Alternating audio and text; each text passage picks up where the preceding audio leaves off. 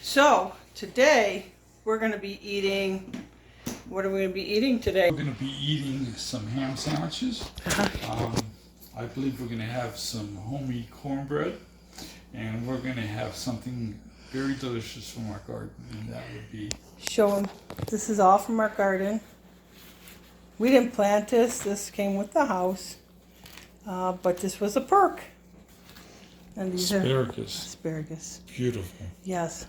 Yeah, so that's what we're having for dinner today. So we're going to show you more later about what we did outside because our plants are now in the ground.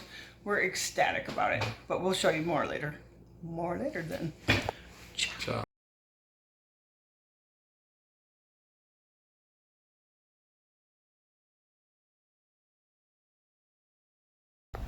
Okay, as promised, this is what's for dinner. Spaghetti salad, asparagus from the garden, and ham. Look at that. Top notch, love. Top notch. Top notch. Let's eat. Bon appetit.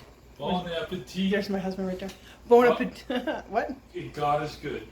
God is good all the time. All the time. All the time. Ciao.